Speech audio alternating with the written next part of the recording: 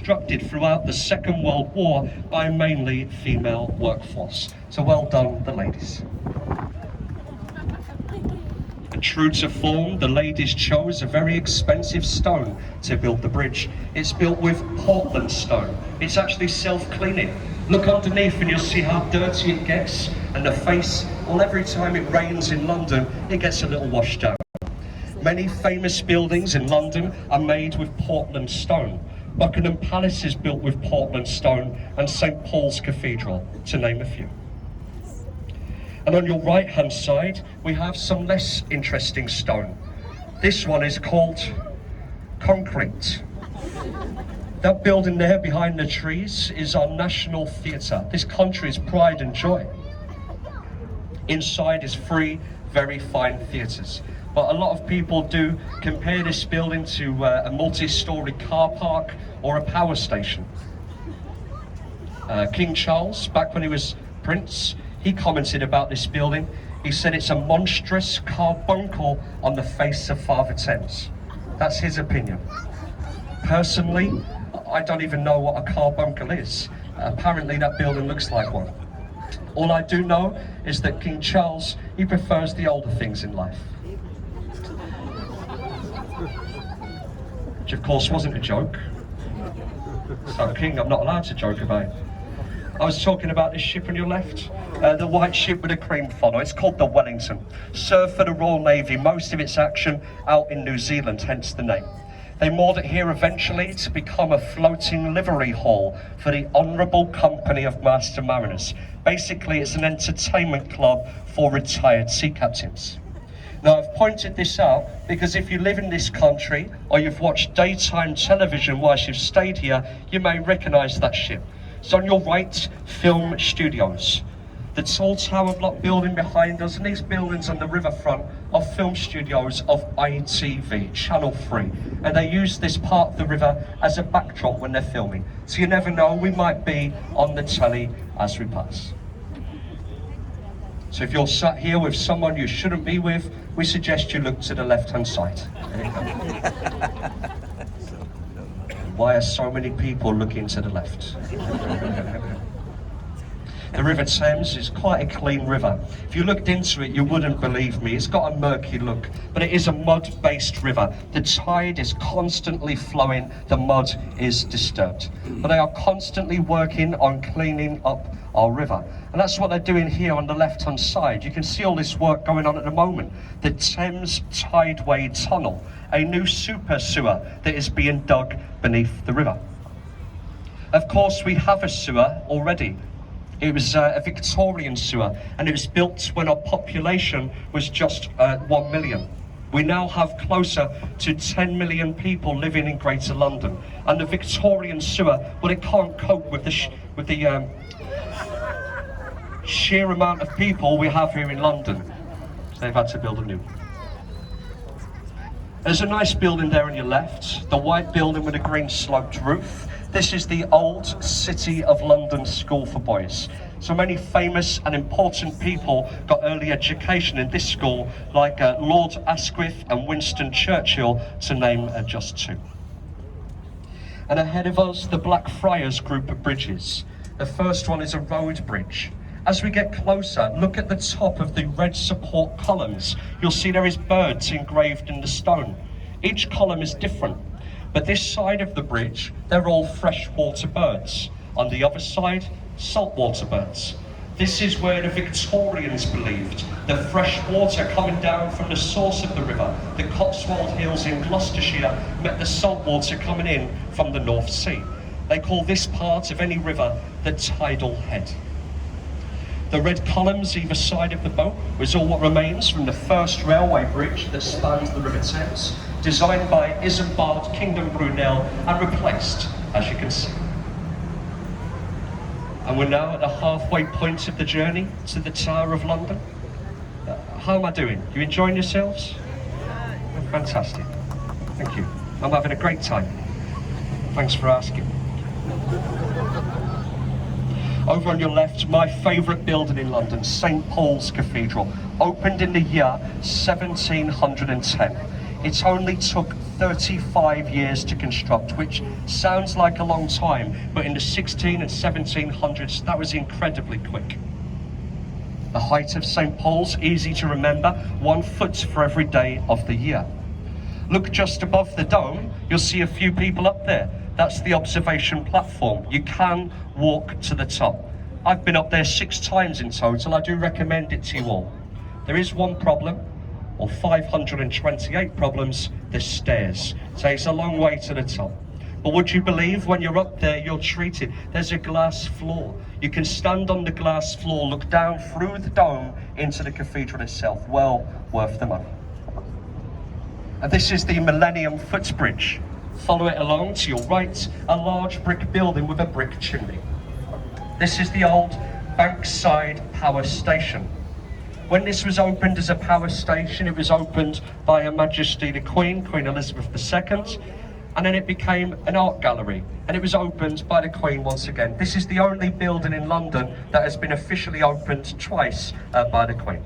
As I say, it's now the Tate Modern Art Gallery. And on your right still, a white building with a thatched roof, the replica of Shakespeare's Globe Theatre.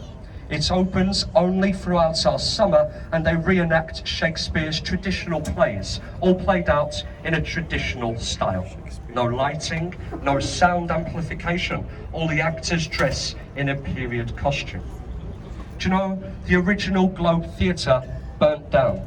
But it didn't burn down during the Great Fire of London, it burnt down during a performance of Henry VIII.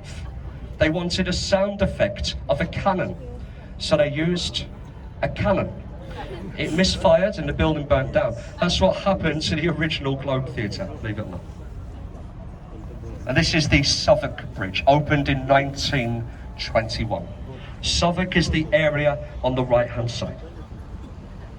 When they was building this building on your right, you'll see it shortly, they unearthed timbers of the original Globe Theatre. So this is where the Globe was. It wasn't on the riverside, it was set a little bit further back. Where you can see that construction at the moment, that's where the original Globe was. They say the original Globe had no changing facilities. As it was built to be a cockfighting arena, they only put plays on during the intervals. So Shakespeare and his players would run along to this pub on the right-hand side, the Anchor. They say they used the attic rooms of this pub for changing. That pub dates back to 1615. Many famous people have been in there over the years. People like Samuel Pepys, Dr. Johnson, Charles Dickens, Christopher Wren, and old William Shakespeare himself.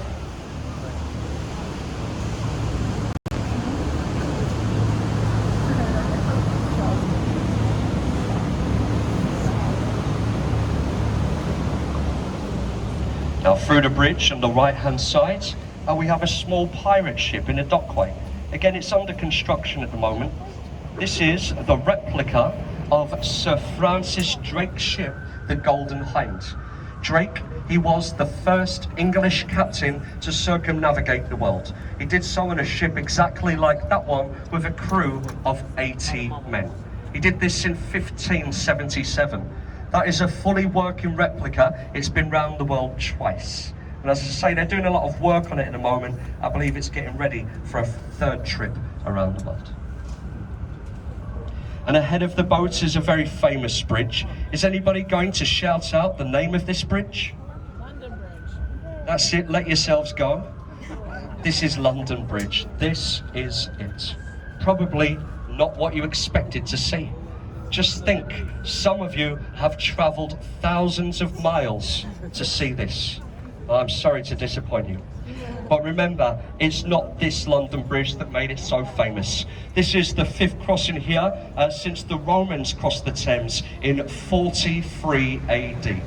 Probably the most famous London Bridge was completed here in the year 1209. And it was here for 622 years, would you believe, the old medieval London Bridge. The bridge after that one was built by a man called John Rennie. It was sinking into the mud, so they took it down stone by stone, they sold it as an antique and shipped it out to America, re-erected across Lake Havasu in the Arizona desert. It's still there today and now a tourist attraction. And on your right hand side, the shard of glass. 1,017 feet. The biggest building in the United Kingdom. And you can go to the top, you can look out of the window, and you pay £30 for that privilege. It's a lot of money, isn't it? We do know how you can see London's skyline for free. Have you heard of Google Maps? Great. No, it's because you're little, mate. Stay off the internet, it's bad for you. But you may have heard about this building on your left. See the one that gets wider towards the top? It's nicknamed the walkie-talkie. On the top floor is a public garden, and it is free of charge for you to go up there. So go on the internet, type in London Sky Garden. It will take you to their website. You can book in advance. You'll save yourselves a lot of money and you'll thank me later. Sky Garden, 20 Fenchurch Street is its address. And on your right hand side, a large grey warship, the Hms Belfast, the largest light cruiser ever commissioned by the Royal Navy. Look at that guy on the front deck, I think he's giving you signals. This saw action all throughout the Second World War, but they moored it here permanently in the 70s. It's now part of the Imperial War Museum, and you can go all over the ship, and it's well worth doing, especially if you've got young, energetic children. Look on the front deck, there's 6 large guns. There's also 6 on the back. Each gun is capable of firing those young, energetic children for 14 miles. That screaming child would get to its destination in 40 seconds, meaning it travels over 500 miles an hour, reducing the time on the school run in the morning and helping with congestion in London. But don't worry kids, they do fire shells as well. And this was the first ship to fire its shells upon the beaches of Normandy during the D-Day landings. It is a very important part of this country's war history, and it's now a museum.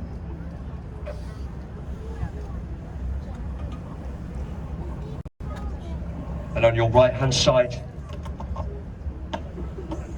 there's a glass building, built to look like something. We have a lot of suggestions of what people think it looks like.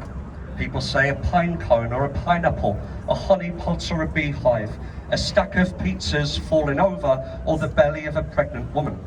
Someone once shouted out, "This building looks like a monstrous carbuncle." I still don't know what that is. It was actually built to look like a motorcyclist's crash helmet. Do you see it now?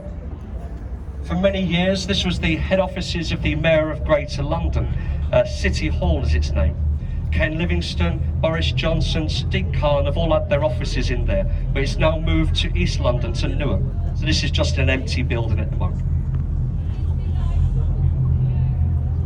And I know everybody wants to take a picture. I see a few of you standing up already. We've turned the boat around for you. We've turned the boat around sideways, so we'll all get a nice side-on view, a nice photo opportunity. Now, of course, we don't mind you standing up to take a picture. Just return back to your seat once you're done. Remember, there's a lot of people on the boat all trying to get a picture as well.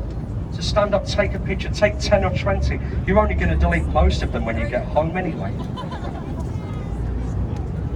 There you go, Tower Bridge, the gateway to London. Tower Bridge is not as old as it looks. It was opened on June the 30th in 1894.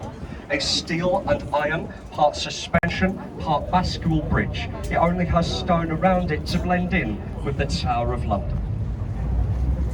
There is one day of the year when Tower Bridge does not open, and that is the day of the London Marathon. Of course, it's part of the course, they don't open.